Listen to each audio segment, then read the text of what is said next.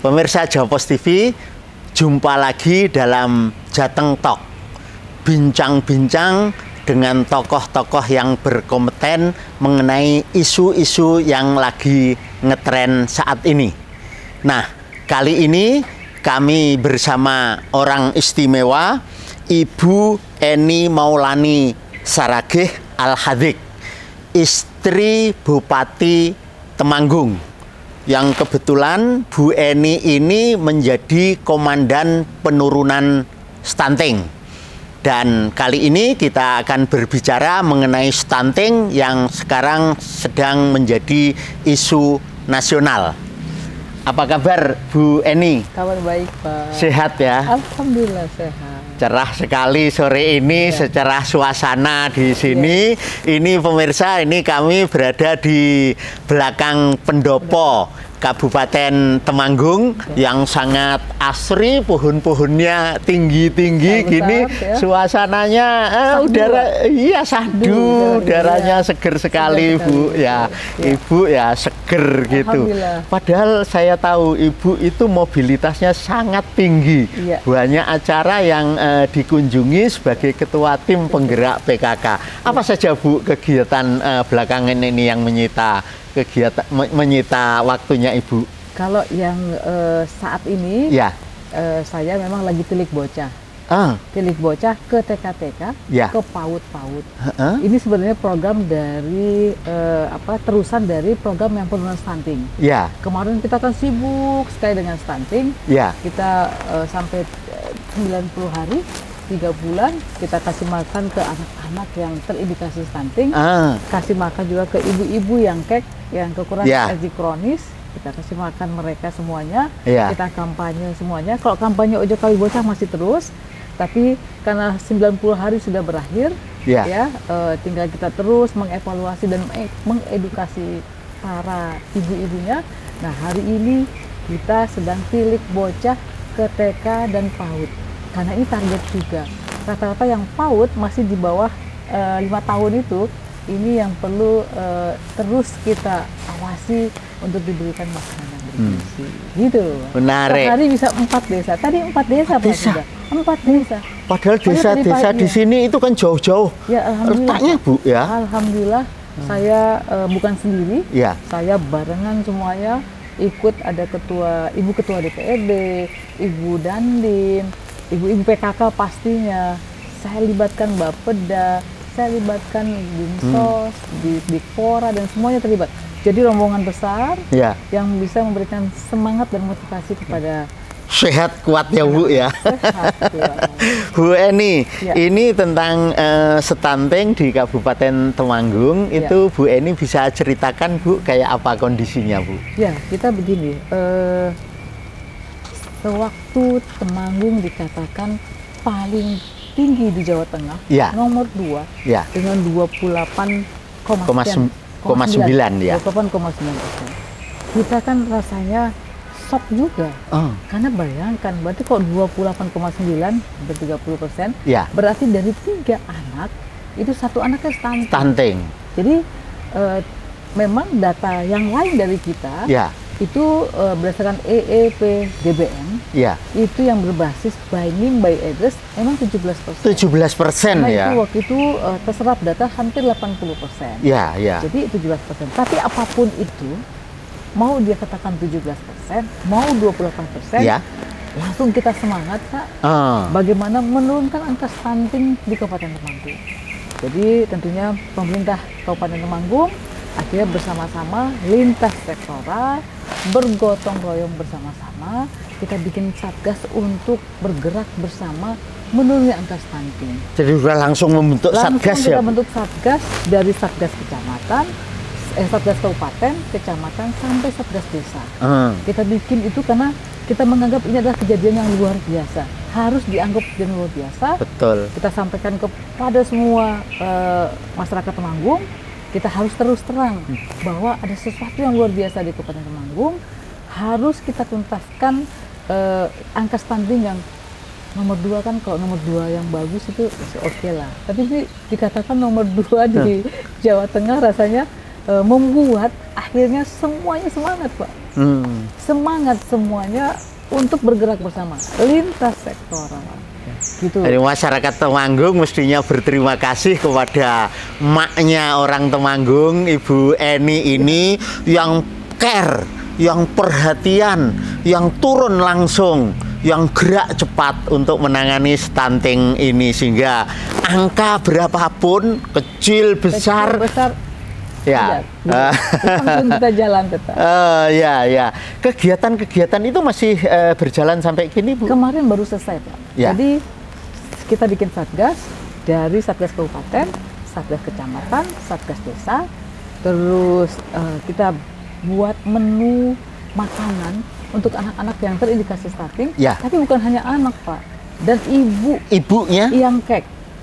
Karena kita meyakini bahwa ibu-ibu yang kekurangan energi kronis, kalau misalnya terus sampai umur 9 bulan melahirkan, itu lahirnya anak-anaknya stunting. Anak yang menjadi stunting itu. Jadi persoalannya bukan anak itu sendiri, tapi ibunya, ya. Jadi dari hulu lagi. Ya. Sebenarnya kalau yang lebih hulu lagi, nanti mungkin akan kita cerita kampanye ujo kawin bocah. Biasanya juga anak-anak yang kawin bocah, rata-rata karena belum aware dengan dirinya, belum siap, lahirnya itu anak stunting. Jadi benar-benar di Kabupaten Temanggung lagi benar-benar bagaimana menurunkan angka stunting dari hulu sampai ke hilir. Dan alhamdulillah 90 hari kita memberikan makanan yang bergizi dengan menu yang sudah ditentukan, dengan gizi yang juga sudah ditentukan. 90 hari tanpa jeda bergerak bersama, bikin dapur umum di setiap desa, Pak. Sampai gitu ya, Bu, bikin dapur umum ya? Dapur umum. Dan itu satgas-satgas stunting yang memasak setiap hari, mendistribusinya kepada anak-anaknya atau kepada ibu yang kek, memastikan loh, Pak, bahwa makanan itu dimakan. Gitu, kan susah. Kalau masak aja masih gampang, distribusi masih gampang. Tapi bagaimana memastikan untuk makanan itu dimakan, itu yang susah. Jadi punya cara kreativitas sendiri memastikan makanannya dimakan. Padahal wilayah Temanggung ini demikian luasnya, berbukit-bukit, naik turun. Bukan hanya sedikit orangnya, ini semua, Pak. Semua. Jadi setiap desa punya satgas. Jadi bukan hanya yang laki-laki, perempuan sana. Serentak ya, Bu. Yang hebatnya lagi, ketua satgas di desa adalah ibu-ibu PKK penggerak di desa. Di desanya. Ini yang membuat ini perempuan. Iya. Supaya program itu bisa berjalan dengan baik ya, Bu. Kita melibatkan perempuan. Itu bukan berarti perempuan semua, tapi kita melibatkan perempuan dalam proyek untuk menangani stunting ini. Nah, Bu Eni, itu kan dilakukan oleh tim penggerak PKK dan jajarannya. Bukan hanya penggerak PKK, tapi ini sebenarnya semua. Ormas pun juga terlibat karena dalam satgas memang ketua tim penggerak PKK-nya adalah ketua satgasnya adalah ketua tim penggerak PKK. Tapi di bawahnya bukan hanya PKK aja. Melibatkan seluruh masyarakat ya. Ada ormas, muslimat, ada ansor, ada kepala dusun, pokoknya semua.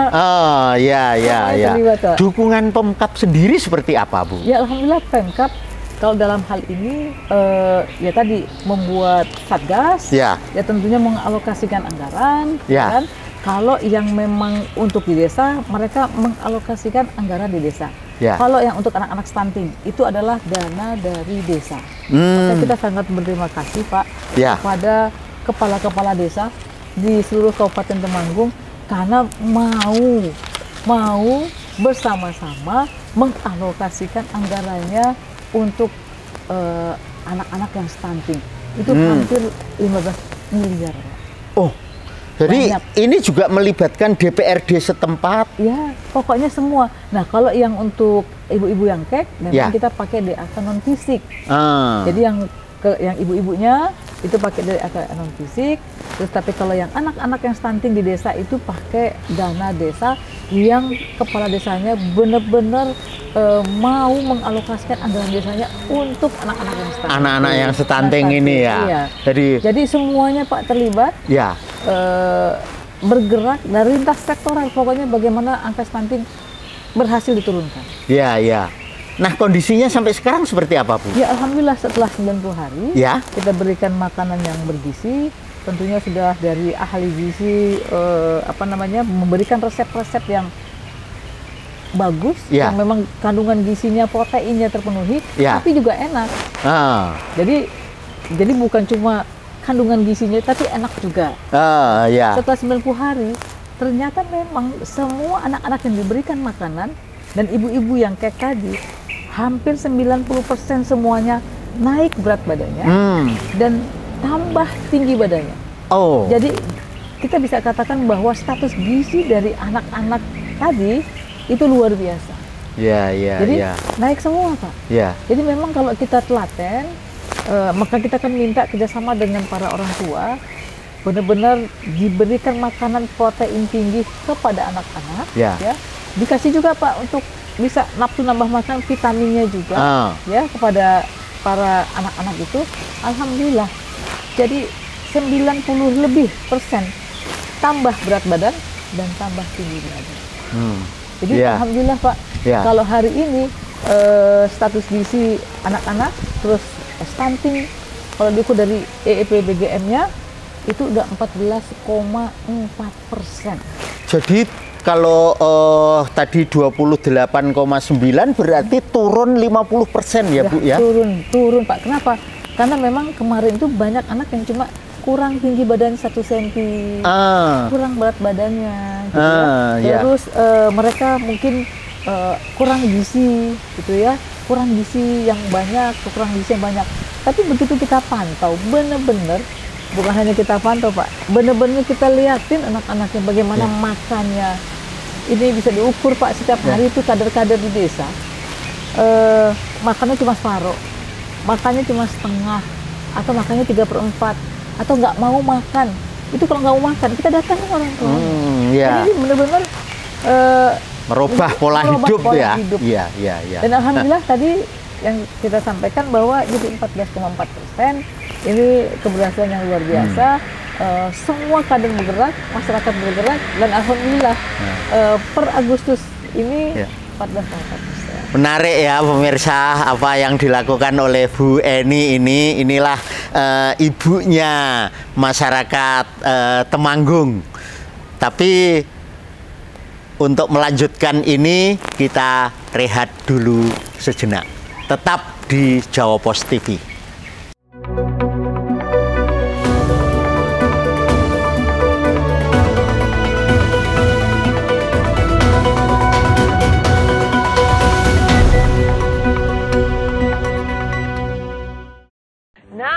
Tema kali ini apa nih, Mas Beki? Manual. Dari Pulau Dewata, Bali. Ada ibu-ibu yang sedang memintal benang untuk tenun khas Bali. Sampai berminggu-minggu, kemudian dibikin tali rara itu. Kalau misalkan aku pakai flash kan yang samping itu pasti rata. Jadi flat, bukan rusak, flat. Jadi langsung kirimkan foto story Anda. Saksikan terus Lensa hanya di Jawa Pos TV. Jawa Pos TV, independen, respect, dan menghibur. Mutiara Islam, tayangan religi membahas berbagai persoalan kehidupan di masyarakat dengan kajian dari sudut pandangan Islam. Apa yang bisa kita petik dari perjalanan Rasulullah? Kisah seperti ini tidak bisa lepas dari bagaimana Allah punya skenario. Bersama narasumber dan ustadz yang ahli di bidangnya. Saksikan Mutiara Islam setiap hari pukul 5 pagi hanya di Jawa Pos TV.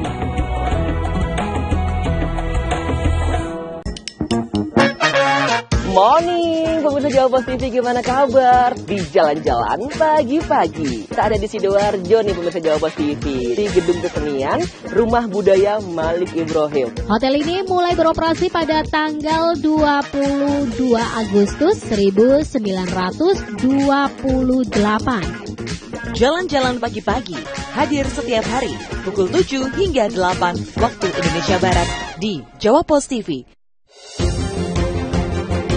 Mengisi waktu siang Anda, kami hadirkan berbagai informasi yang terjadi, melaporkan peristiwa langsung dari lokasi. Menteri Pemuda dan Olahraga Dito Aryo Tejo bersama jajarannya melakukan rapat bersama dengan Managing Director La Liga untuk wilayah Asia Pasifik. Update siang, setiap hari pukul 11.30 waktu Indonesia Barat di Jawa Pos TV.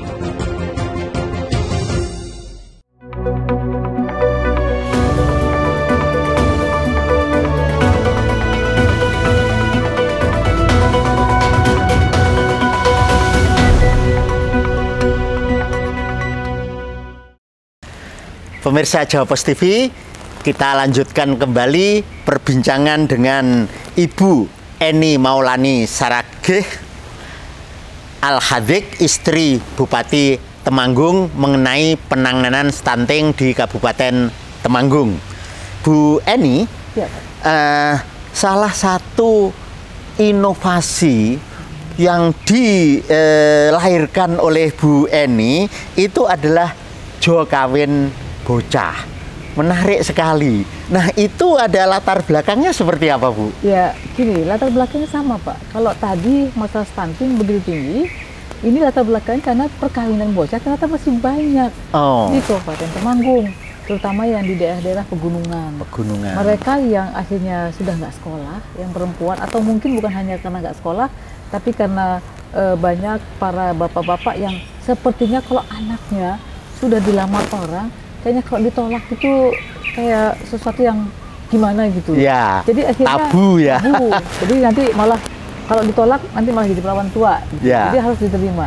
Nah, karena ada perkawinan bocah yang begitu banyak, satu lagi juga yang kami yakini bahwa angka stunting yang begitu tinggi karena perkawinan bocah masih banyak, rata-rata yang masih bocah, yang masih anak, begitu menikah, punya anak yang memang dasarnya mereka, kalau namanya bocah ya, belum siap secara fisik, belum siap secara sosial, belum siap secara materi dan sebagainya, karena belum aware dengan dirinya.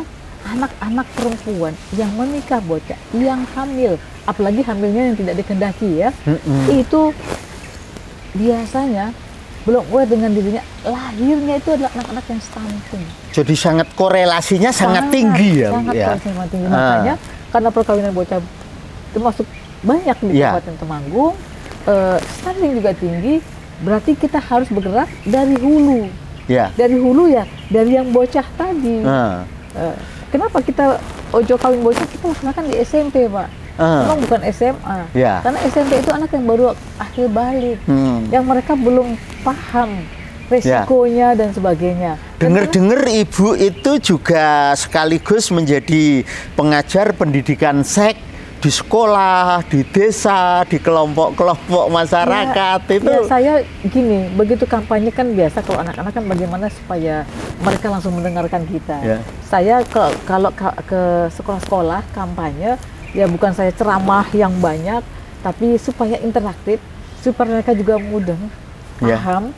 Dan saya memang memberikan seks edukasi kepada anak-anak. Karena kita datang anak SMP, tentunya kita dengan bahasa anak-anak yang masih bocah itu, masih SMP. Ya selalu saya tanya mereka contohnya. Tapi selalu jadi girl buat anak-anak. Misalnya siapa yang sudah akhir balik, perempuan yang akhir balik itu tandanya apa?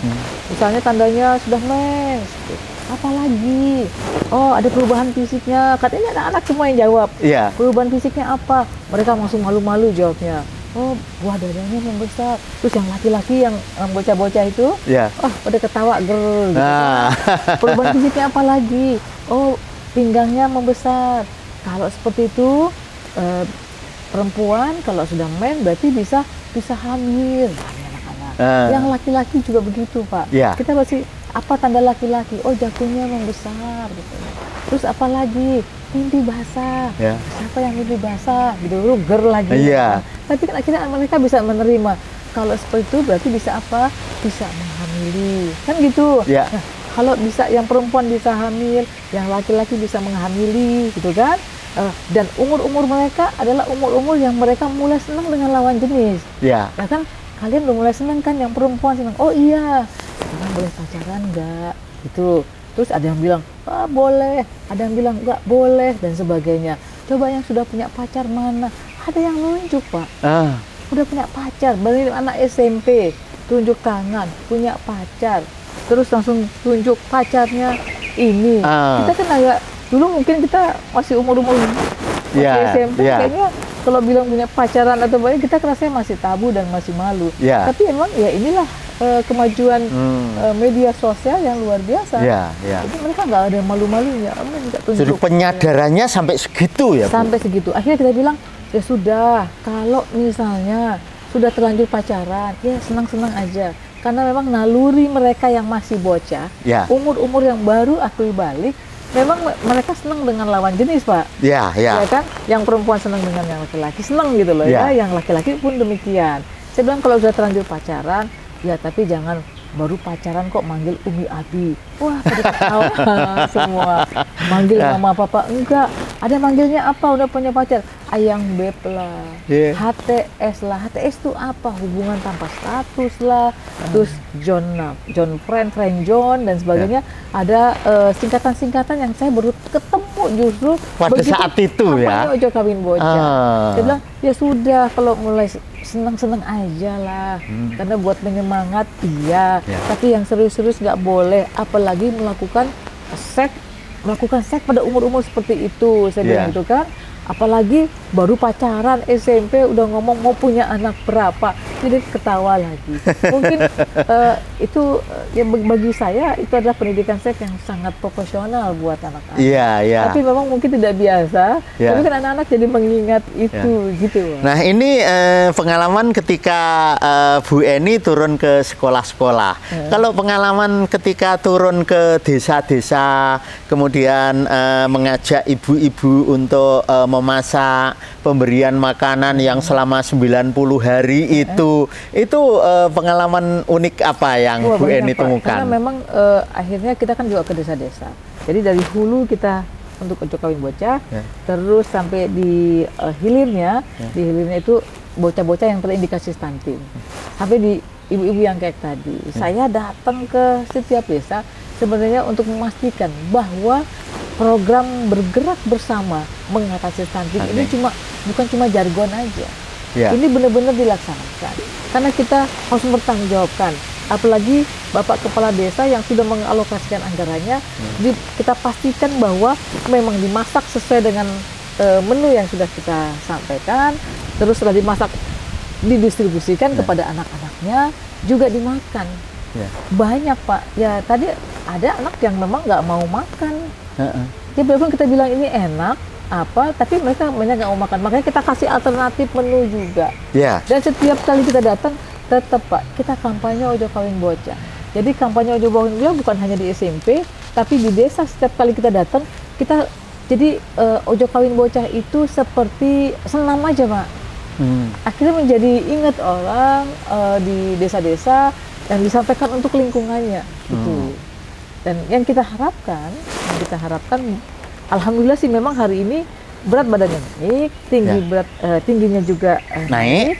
Tapi bukan hanya itu, kesuksesan yang kita harapkan itu adalah bukan hanya beratnya naik, tinggi badannya naik, tapi kita menginginkan ada pola baru, ada habit baru, kebiasaan baru, bahwa memberikan makanan yang bergizi itu adalah penting buat anak-anak. Itu tantangan besarnya. Itu tantangan besar, dan itu bisa dikatakan sukses kalau semua ibu-ibu yang punya anak balita atau mungkin punya anak kecil menuju dia besar sadar bahwa memberikan makanan yang bergizi adalah penting sekali. Nah itu tentu 90 hari yang diprogramkan itu sudah berjalan, Bu. Merubah habit tentu tidak cukup dengan 90 hari. Nah lantas ke depannya lagi itu apa lagi? Yang pasti hari ini 90 hari sudah berhenti. Makanya kita selalu sampaikan, Bu Eni boleh berhenti, Pak Hadik boleh berhenti, karena sebentar lagi kita memang mau selesai, Pak, kepemimpinan Pak Hadik gitu tapi program ini nggak boleh berhenti, makanya diteruskan lewat posyandu. Posyandu kan ada. Jadi kalau posyandu kalau bisa jangan hanya cuma nimbang badan aja. Tapi kalau bisa posyandu ada klub ibu-ibu gitu diberikan yang tadi kita masak bersama-sama Satgas, menu-menu yang variatif, yang gizinya bagus, dan ternyata anak-anaknya doyan. Misalnya dikasih ikan lele. Ikan lele itu kan murah, tapi doyan, Pak, anak-anak. Terus telur bisa dimacam-macamin. Kalau direbus nggak suka, ya didadar, diorak-arik dan sebagainya. Juga ternyata labu kuning, tambah susu, wah itu semuanya menyehatkan. Yang kita inginkan tadi kan ada pola baru, ada habit baru, ada kebiasaan baru. Makanya diteruskan lewat posyandu. Jadi posyandu ini memberikan edukasi kepada anak-anaknya. Jadi kalau bisa sekali-sekali jangan masak kacang hijau aja, karena kan posyandu biasanya cuma makan kacang hijau. Kalau bisa menu-menu yang tadi, yang variatif tadi, sambil belajar masak itu, sambil mereka akhirnya tahu, 90 hari sih mereka akhirnya sadar Pak, bahwa telur itu penting, ikan itu penting, telur, ikan di Kabupaten Temanggung itu ada. Banyak sekali ya Bu, alamnya juga sangat loh jinawi gitu. Ini kalau ada yang kurang gizi itu kita bingung. Bapak coba lihat ke Temanggung, tanah merahnya aja nggak kelihatan, saking penuhnya dengan semua hidup yang ditanam di sini. Jadi persoalannya kan bukan bahannya, tapi habit tadi. Habitnya itu. Jadi habitnya bahwa memberikan makanan bergizi, protein nabati, ini, protein hewani, ini, dan itu harus, dan itu penting. Supaya apa? Kita membangun manusianya, membangun atau mencetak generasi emas Indonesia, yang mudah-mudahan 2045 nanti Indonesia emas. Kalau yang masih kecil sekarang adalah waktu-waktu yang sangat produktif, itu terbentuk Pak. Anak-anak Temanggung kalau dikasih makanan yang bergizi, itu anak-anak yang nantinya ganteng-ganteng, ayu-ayu, pinter-pinter, berakhlak mulia, dan itulah calon pemimpin bangsa ke depan. Dan insya Allah ada presiden dari Kabupaten Temanggung.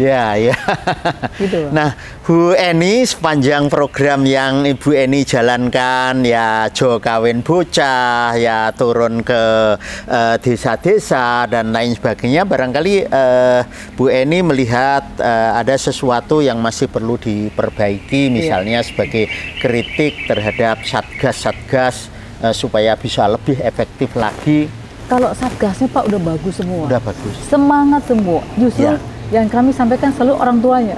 Orang tuanya. Karena tanpa kerjasama dengan orang tua itu sama juga. Nggak bohong gitu loh ya. Karena bukan apa Pak, satgasnya semangat Pak. Pagi-pagi mereka keluar. Makanya selalu saya sampaikan kepada di desa-desa itu. Ini satgas. Apakah kalian ikhlas jadi satgas?